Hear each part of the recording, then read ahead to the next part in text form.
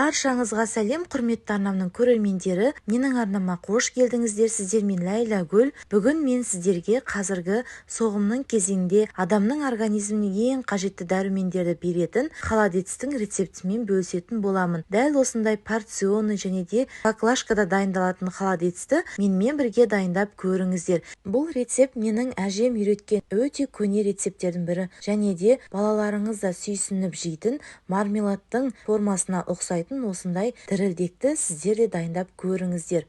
Видеоны соңына дейін мұқият қарап, менімен бірге болыңыздар. Және де менің арнама тіркелмеген, жаңадан келген көрермен болсаңыздар, онда міндетті түрде төмендегі подписаться батырмасын басып тіркеліп алыңыздар.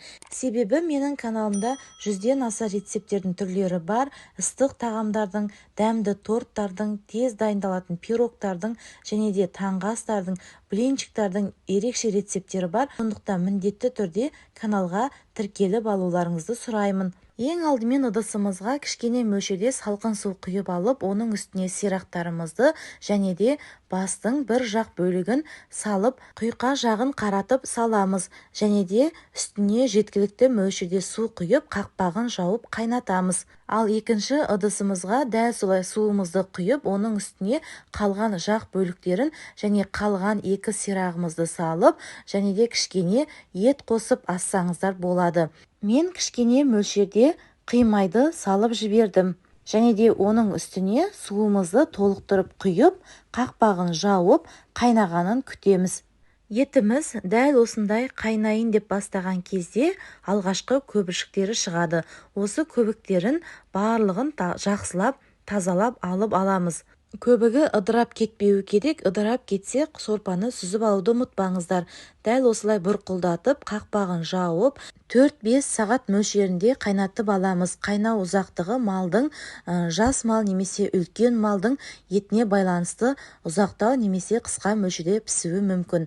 Енді сорпамызға дәм беру үшін осылай пиязымызды және де сарымсақтарымызды етіміз пісуге жақындаған кезде осылай қосып жібересіздер. Картоп, морков салсаңыздар да болады. Және де суы азайып кетсе, үстінен қайнаған суды құюды ұмытпаңыздар. Қақпағын жауып, тағы да бұрқылдатып қайнатамыз. Дәміне қарай тұзды қосуды ұмытпаңыздар. Мен тұз қоспадым, себебі басты тұздаған кезде тұзды жеткілікті мөлшерде тұздаған болатынбыз. Мінеки біздің сирақтарымыз және де жақ бөліктері өте әдемі, жұп-жұмсақ, балғын болып пісіп шықты. Қараңыздаршы, еті сүйегінен ажырап жатыр. Өте жұмсақ, осындай былқылдатып пісіріп алыңыздар. Жақ бөлігінде етті көп мөлшерде болады. Мінеки осы еттерін сіздер арнайы астына жайма жайып бешбармақ ретінде жесеңіздер де болады. Өте дәмді болып шығады. Мен сол үшін осы сорпаға қимайды қосып жібердім. Мінеки кешкі астың уақытына дәл осылай бешбармақ ретінде отбасыларыңызға ұсынсаңыздар болады. Өте дәмді болып шығады. Міндетті түрде дәл осылай менің рецептім бойынша жасап көріңіздер. Және жаймасын біз бөлек сорпаға пісіріп алдық. Холодецтің сорпасын бөлек суытып қоясыздар. Мінеки біздің жақ сүйектеріміз, бас сүйектер және сирақ сүйектері дәл осылай барлығын дайындап алдық. Енді жақ бөлігінде және де бас бөлігінде артық бездер болса, барлығын тазалап аламыз. Ет тартқыштан өткізу үшін осылай ыңғайлы турап аламыз. Барлығын сіңірін, барлығын осылай турап дайындап қойдым. Және де дәміне қарай дәмді болу үшін аздаған мөлшерде сәбіз бен сарымсақты осылай қосып ет тартқыштан өткізіп жібереміз. Ет тартқышымыздың үлкен көзін пайдаланып жатырмын. Барлық қажетті ингредиенттердің мөлшерін видеоның астындағы описание бөліміне жазып қалдырамын. Және де ол жерге басқа да видеолардың сілтемесін қалдырамын. Міндетті түрде кіріп қарап көріңіздер. Білесіздер, сиыр малының басын 3 бөлікке бөледі. Мен бір жақ бөлігін, тұмсық бөлігін астым. Тұмсық бөлігін асқан кезде тұмсығының ұшын кішкене алып тастайсыздар, оны тартпайсыздар. Және де қалған бір жақ бөлігін соғым басына дайындап қоясыздар. Тіске басар ретінде дәл осы холодецті ұсынасыздар. Мен артық ет қоспадым, себебі бас жақ бөлігінде ет көп мөлшерде болады. Сол етті құйқасымен бірге осылай тартып жібереміз. Мінекей біздің барлық етімізді және сіңірлерімізді осылай тартып алдық. Енді сорпамызды отқа қойып, үстіне осы тартып алған етіміз бен сіңірлерімізді қосамыз. Мен сорпаның кішкене артық майларын алып тастадым. Сіздерге де солай алып тастауға кеңес етемін. Сонда сіздердің холодильництеріңіз қатты майлы болмайды. Еттерімізді салып алғаннан кейін сорпамыздың қайнағанын күтеміз.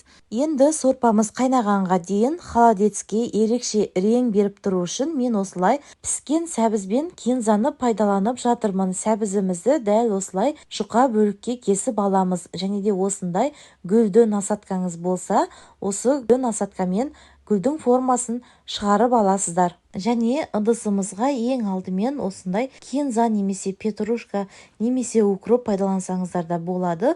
Үстіне осындай әдемі кесілген сәбізімізді қойып қоямыз. Сәбізді мен сорпаға пісіріп алдым.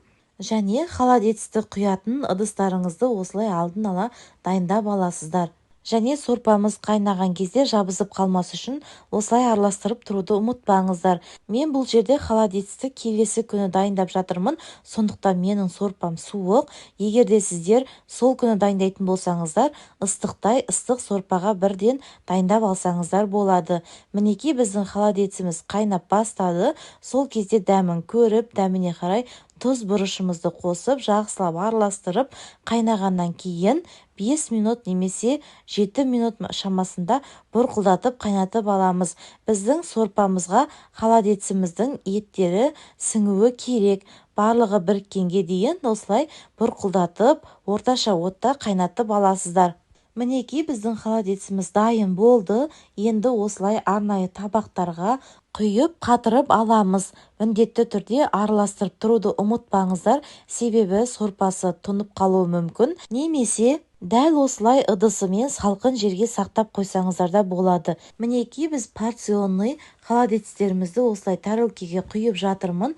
Не болмаса шай ішетін кесеге құйып алсаңыздар да болады. Бұл холодильницті мен арнайы соғым басына, дастарханға әдемі көріну үшін дәл осылай дайындап жатырмын. Немесе баклажкаға сақтасаңыздар да болады.